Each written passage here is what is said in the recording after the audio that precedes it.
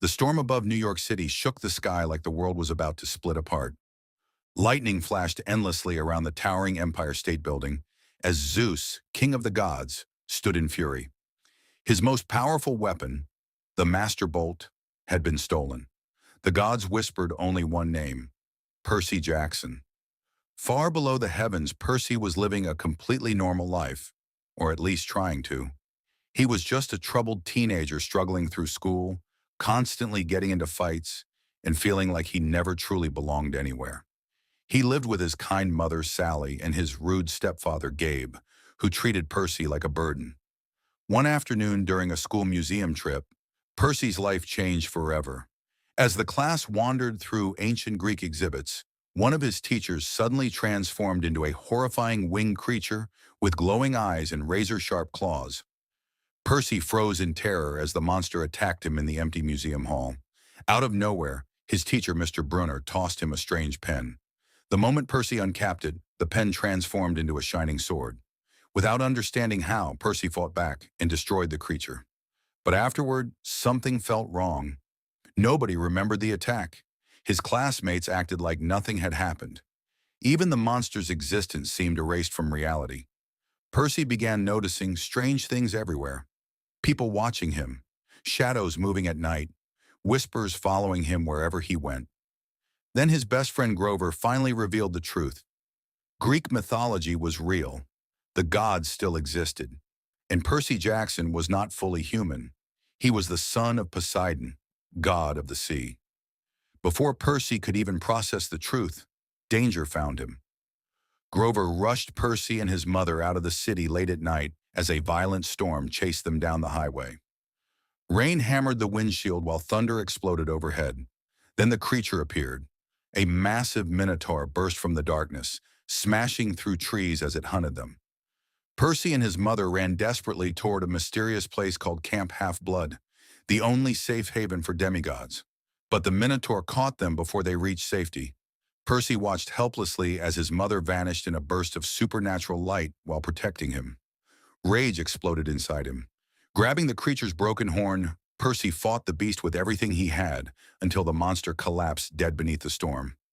When Percy woke up, he found himself inside Camp Half-Blood, a hidden world where children of the gods trained for war. There, everything finally began making sense. Demigods practiced sword fighting in open fields. Mythical creatures walked freely through campgrounds. Ancient Greek gods ruled the modern world from hidden places high above civilization. Percy met Annabeth Chase, the fearless daughter of Athena, and Luke, a skilled warrior who welcomed him like a brother. He also discovered that Grover was actually a satyr assigned to protect him. Still grieving his mother, Percy struggled to accept his new reality. Then came the accusation.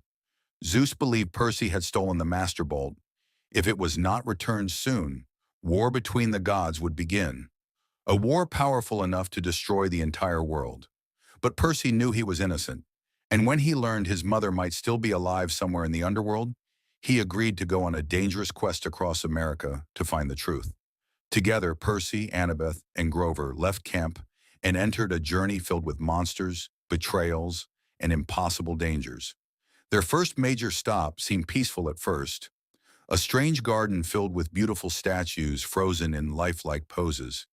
But Annabeth quickly realized the horrifying truth. The statues were real people, and the woman welcoming them was Medusa. The snake-haired monster tried to trick Percy with promises of safety and answers, but Percy resisted her magic. Using a reflection to avoid looking directly at her deadly gaze, he managed to defeat Medusa in a brutal fight and escaped with his friends before more enemies arrived. But the dangers only grew worse. In Nashville, the trio faced the Hydra, a gigantic multi-headed monster that tore through the city in chaos. During the battle, Percy discovered the true strength of his powers. Water obeyed him naturally, protecting him from danger and helping him survive impossible attacks. As news reports spread across the country, Percy became America's most wanted fugitive. Everywhere they went, monsters hunted them. Everywhere they ran, time was slipping away. Eventually, exhausted and desperate, the trio arrived in Las Vegas and entered the Lotus Casino, a glowing paradise filled with endless games, music, lights, and fun. For a while, they forgot their mission completely. But the casino was a trap. Time moved differently inside. What felt like only a few hours had actually been several days. Realizing they were running out of time, Percy forced his friends to escape before the magic consumed them forever. Their final destination awaited them in Los Angeles, where an entrance to the underworld lay hidden beneath the city streets. Descending into the land of the dead, Percy finally came face to face with Hades, ruler of the underworld. Percy believed Hades had kidnapped his mother and stolen the Master Bolt. But Hades revealed something shocking. He had not stolen the bolt. In fact, someone had also stolen his helm of darkness. Before Percy could react, he discovered the Master Bolt hidden inside his own backpack. Horrified, Percy realized someone had planted it there from the very beginning. Only one person could have done it: Luke. The friend Percy trusted most had betrayed him. Consumed by hatred toward the gods for abandoning their children, Luke secretly served Kronos, the ancient enemy of Olympus. He planned to start a war that would destroy the gods forever. Luke attacked Percy, believing he was too weak to stop destiny. But Percy had changed. The frightened boy who once struggled to survive was gone. Using his growing powers and everything he had learned during the quest, Percy fought Luke in a fierce battle and defeated him. With only moments left before war began, Percy raced to New York City and climbed to Mount Olympus, hidden high above the Empire State Building. Standing before Zeus himself, Percy returned the Master Bolt and exposed Luke's betrayal. The war between the gods was stopped. For the first time, Poseidon looked at Percy not as a mistake or a secret, but as a son.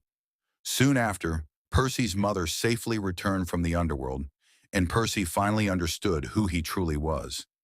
Not just a troubled teenager, not just a lonely kid searching for answers, but Percy Jackson, a demigod. And this was only the beginning of his story.